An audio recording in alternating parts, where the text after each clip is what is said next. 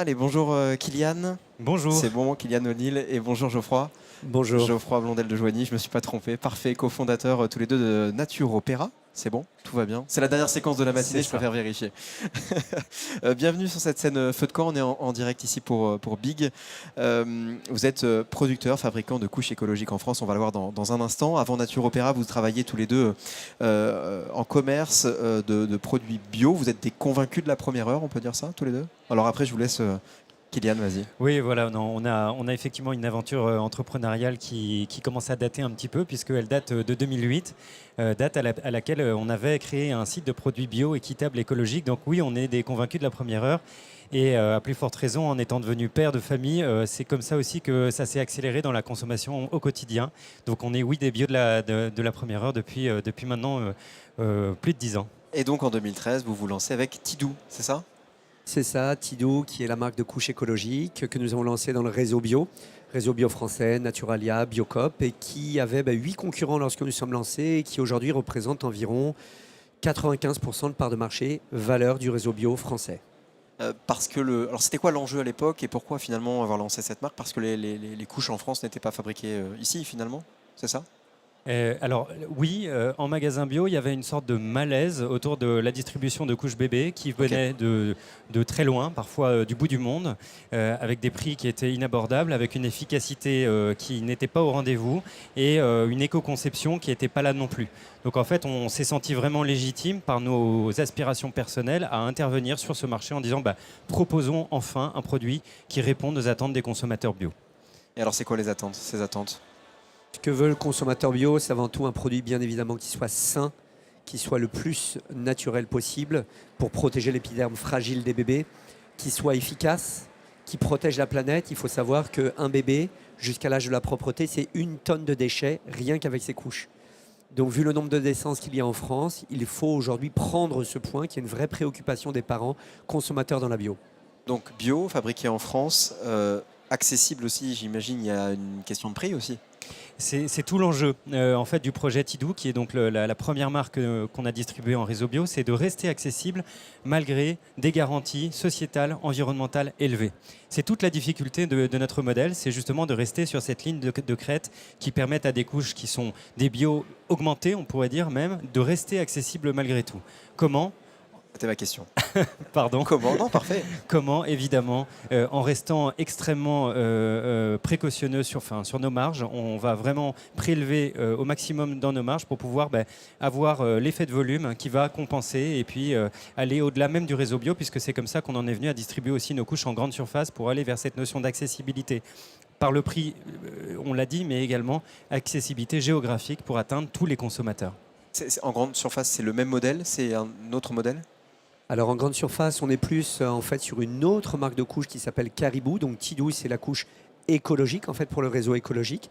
La couche en fait qu'on va distribuer en réseau GMS, grande et moyenne surface, va avoir un positionnement différent qui va être autour de la santé bien évidemment, de l'efficacité et de l'accessibilité. J'imagine, alors vous avez donc une usine en France, hein? Ouais. Oui.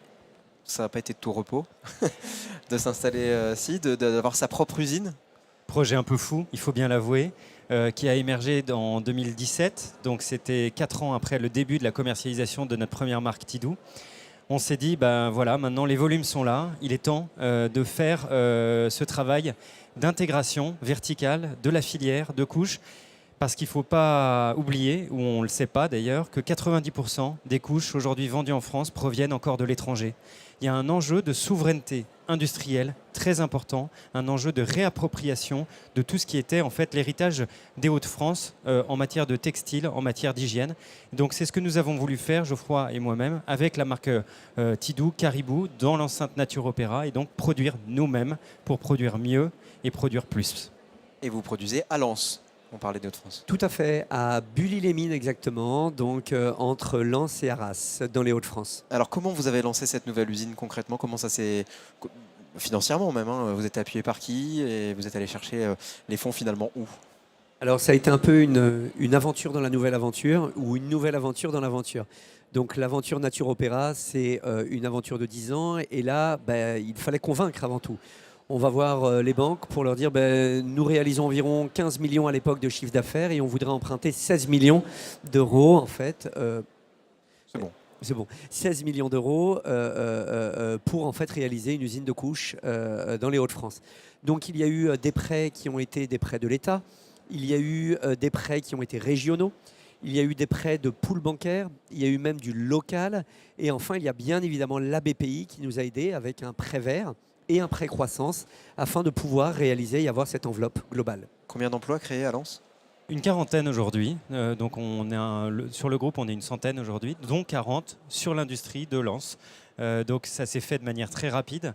En 18 mois, on a recruté 40 personnes dans un domaine qu'on ne connaissait pas bien, il faut bien l'avouer, puisqu'on travaillait avec des sous-traitants jusqu'à présent. Et voilà, nous sommes devenus industriels en 2022. Et donc je fais la parenthèse sur BPI France, je vois que vous avez chacun un coq de communauté. Quelle est l'importance d'un acteur comme BPI France dans votre développement? Alors BPI France donc, a été un acteur, vraiment un soutien, on peut dire, de la première heure.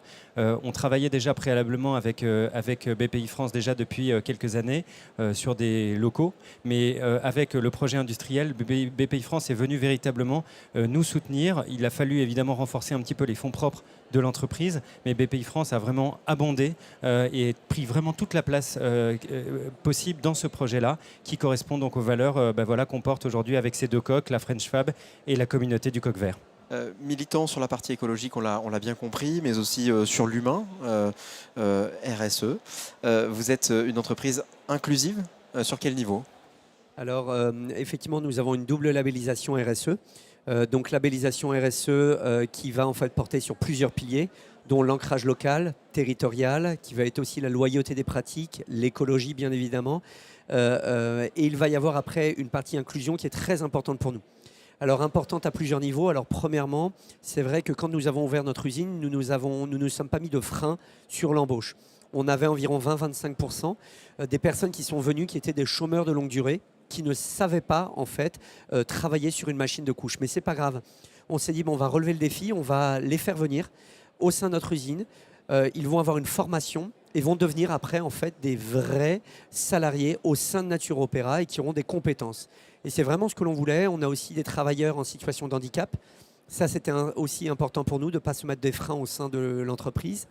Et nous avons aussi confié une de nos marques intégralement à des ESAT et on a plus de 150 travailleurs en situation de handicap qui au quotidien travaillent cette marque.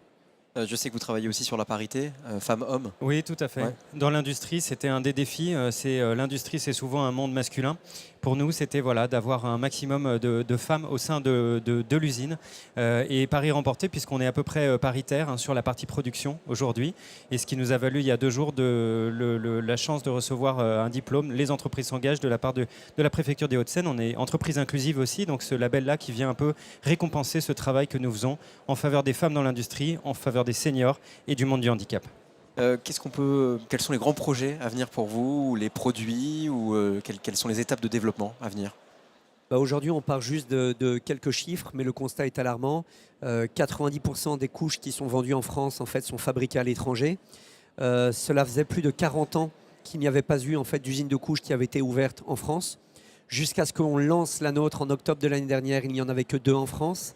Et enfin, il faut savoir que dans les Hauts-de-France, plus de 50% des couches, il y a de ça 30 ans, étaient fabriquées dans les Hauts-de-France, celles qui étaient vendues en France. Donc c'est-à-dire qu'il y a aujourd'hui, il y a une perte de notre souveraineté industrielle. On veut la retrouver et on pense que Nature Opéra a un rôle là-dessus. Sur tous les produits d'hygiène féminine dans lesquels nous agissons avec la marque Tadam, ou alors dans les produits d'hygiène bébé avec Tidou et Caribou. Ça veut dire quoi finalement la souveraineté industrielle heureuse?